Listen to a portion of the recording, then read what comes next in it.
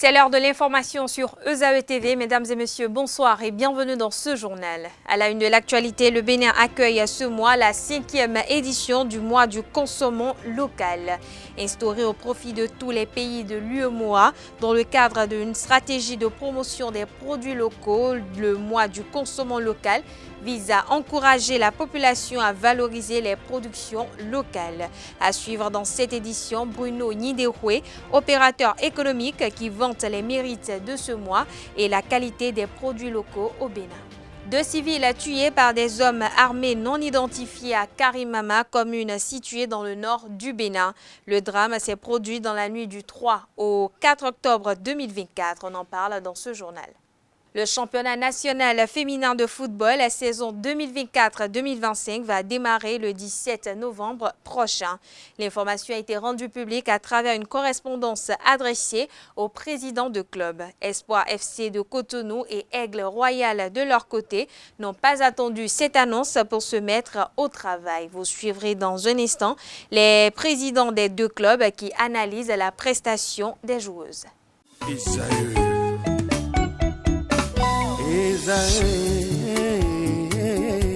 Vous recherchez une école de référence pour une double formation universitaire et professionnelle de qualité? Voici l'opportunité à ne pas rater. L'École supérieure d'administration, d'économie, de journalisme et des métiers de l'audiovisuel ESAE vous offre des programmes d'enseignement en licence et en master orientés vers l'emploi qui font d'elle une référence à travers les filières de l'administration générale et territoriale, l'administration du travail et de la sécurité sociale, droit, diplomatie et relations internationales, administration hospitalière, universitaire et intendance, journalisme et métiers de l'audiovisuel et toutes les filières des sciences de gestion. Une seule adresse, www.esae.bj.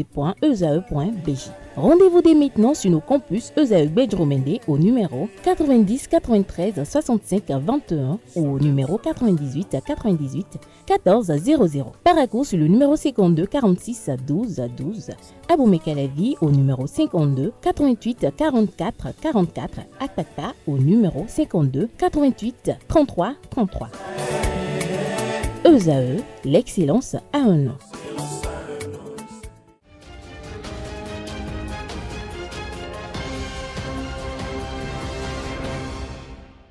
À nouveau, bonsoir. Merci de nous préférer pour vous informer. La 5e édition du mois du consommant local dédiée au mois d'octobre en vue de promouvoir les produits locaux a démarré ce mardi 1er octobre 2024 à Cotonou. Il s'agit d'une initiative soutenue entre autres par le ministère de l'Industrie et du Commerce du Bénin. Suivez dans cet élément l'opérateur économique et promoteur de Label Bénin, Bruno Nidehoué, qui vante les qualités des produits locaux et invite les populations à consommer local. Des propos recueillis par Quentin Amoussou. Quand vous allez dans votre village, parce que chacun de nous a un village, quand vous allez dans votre village, que votre maman ou que votre grand-mère ou que votre tante vous sert à manger, qu'est-ce que vous mangez ou vous refusez de manger? Quand vous sert de l'eau, vous buvez ou vous refusez de boire? Quand vous allez sur une manifestation, sur un agor, comme nous l'aimons souvent, comme nous le faisons tous les week-ends, est-ce que vous demandez le certificat de mise, l'autorisation de mise sur le marché de ce bien-là avant de consommer? Quand vous servez de la sauce dans les manifestations, dans nos villages, vous demandez un certificat avant de manger? Vous demandez la provenance avant de manger? Vous savez d'où ça vient? Vous faites confiance a priori à votre maman quand elle vous sert à manger? Vous faites confiance à votre grand-mère, à votre tante quand elle vous sert à manger, parce qu'il y a un minimum de règles que ces gens-là suivent pour préparer ce qu'ils proposent à manger. Donc, nous avons à nous fier à nos produits. Personne ne produit pour aller tuer quelqu'un. Personne ne met sur le marché un produit parce qu'il veut tuer quelqu'un. Non, nous devons nous faire confiance et consommer nos produits. C'est ce que je vais dire par rapport au premier pan.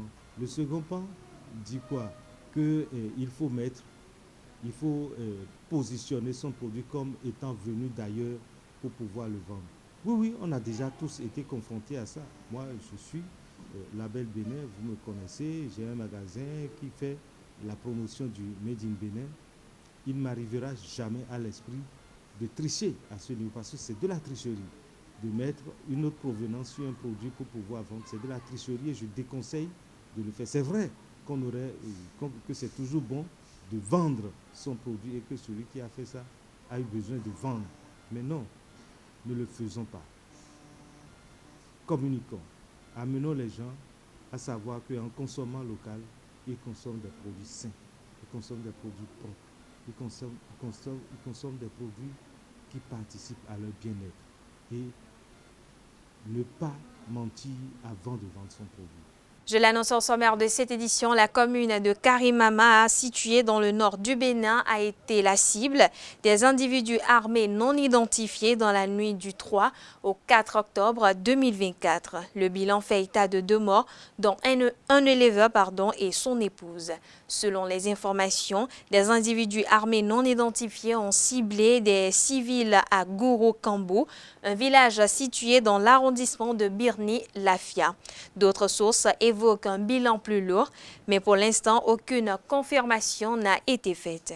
Rappelons que dans la même commune, vendredi 26 septembre dernier, les hommes armés avaient attaqué les forces de défense et de sécurité par des échanges de tirs qui ont duré plusieurs heures. D'une information à une autre, la tendance veut que la femme ait une activité génératrice de revenus. Mais il y a, selon les cultures, des métiers qui font polémique. Au nombre de ceux-ci, on note les femmes actrices. C'est contraignant de vivre avec une femme connue ou encore une personnalité publique. À la question de savoir si certains hommes accepteront de vivre avec une femme actrice, quelques citoyens rencontrés dans la ville de Cotonou se sont prononcés et s'expriment au micro de Nansirine Fatoumbi et de Urich Amegampoé. Non. Une femme, c'est une femme. Quand vous avez une femme artiste, votre femme est ouverte à tout le public. Alors que la femme, c'est à moi et c'est fini. En tout cas, si c'est moi personnellement, non. Parce que c'est des gens, c'est des femmes qui ont de gros yeux. Si elle chante, moi je ne peux pas vivre avec elle. Une femme actrice, c'est une femme. Ça me gênera. Moi, personnellement, ça ne me gêne à rien. C'est ce qu'elle fait. C'est sa vie à elle. Ça dépend. Si elle aura des contacts avec des hommes, tout ça là, si j'ai vérifié, si ce n'est pas ça, s'il n'y a pas ça là, je peux peut-être accepter. Mais s'il y aura des contacts avec... Non. Je ne sais pas, nous on est jaloux. Parce que femme mariée, c'est différent de copine, c'est différent de maîtresse. Moi, je ne peux pas souhaiter que ma femme soit une artiste sur scène pour le public, non. En tout cas, chez moi, c'est ça. Je ne vais pas vivre avec eux parce que, surtout quand elles voyagent beaucoup, ça là, c'est toujours problème. C'est-à-dire, même si vous vous aimez, tôt ou tard, il y a cassure. Quand elle est au dehors, elle est actrice. Quand elle est à la maison, elle est femme. Moi, je me suis marié à une femme. Et non ce que vous appelez artiste. Artiste, c'est son métier peut-être. Elle peut être coiffeuse ou je ne sais même pas quoi. Elle chante. Sujet à de multiples commentaires, la répartition des tâches est une question qui souvent fait couler beaucoup d'encre et de salive de part et d'autre. Interviewés sur le sujet, quelques citoyens béninois donnent leur point de vue sur la question. Ils s'expriment au micro de Francis Ola Farami. L'homme a un nom en fond. On dit sous nous gléguenou. Ça englobe tout.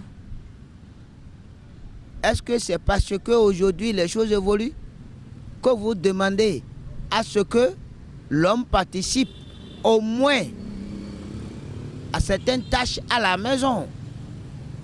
Là, moi, je vais vous dire oui. La femme est chez son papa et tu es allé la chercher. D'accord? L'homme a l'obligation d'abord de construire, d'avoir tout ce qu'il s'agit. Ça voudra dire quoi? Facture d'électricité, facture d'eau, bon, scolarité des enfants, bon, de quoi manger. Cela ne voudra pas dire que la femme qui fait quelque chose ne doit pas l'aider son mari. Dans un couple, bon, si vous vous aimez bien, mais là, il faut conjuguer les efforts ensemble. C'est-à-dire, si possible, faire un budget commun et essayer de gérer. Mais vous allez voir dans des foyers, même s'il n'y a pas l'eau dans le truc là, la femme attend le mari avant de puiser de l'eau. Quoi? Non. Il faut quand même aider aussi l'autre. Ce n'est pas l'homme qui doit tout faire, même ni la femme qui doit tout faire. Je pense que dans un foyer sérieux, il faut un budget commun. Ça peut arriver que d'un jour à l'autre, le mari peut, bon, on ne sait pas avec ce qu'on observe aujourd'hui, rien ne va pas dans le pays. Bon, en fait, si sa femme peut l'aider, s'il en a, il peut l'aider. Mais pour manger, de préparer, par exemple, ce n'est pas donné à un homme de préparer. C'est vrai, aujourd'hui, il y a des cuisiniers aujourd'hui. Mais si l'homme sait faire, il va le faire. Mais ce n'est pas une obligation de préparer à sa femme pour manger, non. Il n'est pas souvent bon de laisser tout au cours de la femme. Vous ne pouvez pas demander à une femme de venir payer le loyer avec vous. C'est pas vrai. Et c'est vous qui l'avez amené. Maintenant, vous demandez à la femme de vous payer, de vous aider à payer le loyer. C'est sa volonté à elle qui va l'amener là à payer le loyer avec vous. Il y a un adage en fond qui répète « Sunu glegbe nu yonu kweshi ». Ne savez pas ce que ça veut dire? Et puis on parle sport à présent. Le championnat national féminin de football, la saison 2024-2025, va démarrer le 17 novembre prochain. C'est à travers une correspondance adressée au président de club que la Fédération béninoise de football a rendu publique la date de démarrage. Il est mentionné dans ce courrier les conditions d'engagement des équipes et d'obtention des licences. Au niveau des états-majors de Espoir FC de Cotonou et Aigle Royal, l'on n'a pas attendu cette annonce pour se mettre au travail. Les deux équipes se sont accrochées sur le score de parité d'un but partout en match amical vendredi dernier à Poubé. Germain Wanvouegbe, président de Aigle Royal, et son homologue de Espoir FC, Quentin Toussaint Didavi, analysent la prestation des joueuses. Suivez plutôt.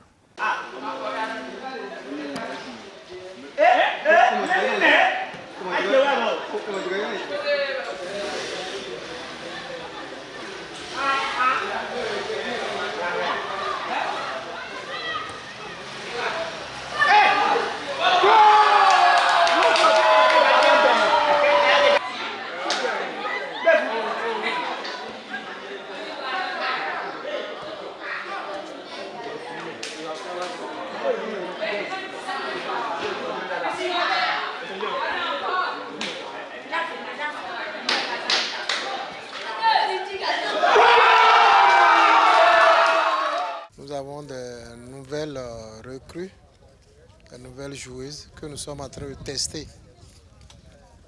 Et dans ce cadre, nous avons amené les filles jouer le match amical.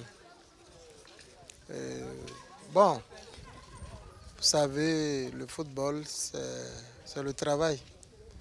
Et vous avez constaté qu'il reste encore à faire, beaucoup à faire. Parce que nous aurions souhaité. Les filles individuellement, on peut compter sur elles, mais collectivement, ça reste à travailler. Donc nous avons vu deux équipes, l'une plus combative que l'autre. Au niveau des deux équipes, on sent l'engagement, on sent la volonté de jouer. Donc le seul travail qui est là, c'est la cohésion. La cohésion et les entraîneurs sont là pour le faire. Je voudrais vous rappeler que par mon truchement, ces deux équipes sont invitées à un grand tournoi au Nigeria. Et c'est à cause de cela que nous nous sommes mesurés ce soir pour savoir les dispositions à prendre afin de faire une bonne prestation au Nigeria. Voilà. Après une saison 2023-2024 ratée, Quentin Toussaint Didavi et Germain Wanvouegbe entendent mettre les bouchées doubles pour l'obtention de meilleurs résultats lors de l'exercice prochain. C'est pourquoi nous avons commencé très tôt, plus tôt que les autres. Vous voyez, donc l'équipe sera remaniée, c'est-à-dire il y aura de nouvelles joueuses qui vont soutenir l'ancienne équipe. Et du coup, nous nous préparons activement pour aussi aller plus loin que l'année dernière, la saison dernière. D'ailleurs, vous avez constaté que dans l'effectif suivant, il n'y a que 3 anciennes joueuses. Donc nous sommes en train de rechercher les meilleurs. Nous avons une avance, ça c'est sûr, nous avons une avance certaine sur toutes les autres équipes. Si ça peut continuer dans le temps, je crois que nous aurons de très bonnes équipes. Nous n'allons pas faire pied de figure au niveau du championnat qui va démarrer bientôt. Nous aurons, si on arrivait à faire le tournoi au Nigeria, ça veut dire que nous aurons une avance terrible sur les autres équipes du championnat si ça perdurait. Mais j'espère que nous allons continuer. Les enfants sont volontaires et nous allons les accompagner. Et puis, hors de nos frontières au Burkina Faso, le gouvernement a décidé mercredi 2 octobre 2024 de la transmission à l'Assemblée législative de transition le projet de loi portant interdiction des emballages de sachets plastiques. 3 changements majeurs sont annoncés dans le projet de loi du gouvernement. En premier lieu, l'interdiction générale de tous les types d'emballages et de sachets en plastique, qu'ils soient biodégradables ou non. En deuxième position, l'interdiction de tous les emballages et sachets plastiques à usage unique ou encore jetables. En troisième lieu, l'interdiction de brûlage des emballages et sachets plastiques compte tenu des gaz cancérigènes que cela libère dans l'atmosphère. Le texte prévoit des dérogations à l'interdiction des emballages et sachets en plastique. La première dérogation concerne les emballages en plastique produits localement ou importés en vue du conditionnement direct des produits industriels ou manufacturés tels que les eaux pré-emballées. La deuxième traite des emballages à des fins de santé publique, de recherche scientifique et expérimentale, de sécurité et de sûreté nationale. La dernière relative aux emballages et contenants en plastique dur autres que ceux destinés à un usage unique ou jetable. Voilà, chers internautes, c'est sur ces mots que prend fin cette édition. Merci de l'avoir suivi, merci de votre fidélité. Excellente soirée en compagnie de nos programmes sur ESAE TV.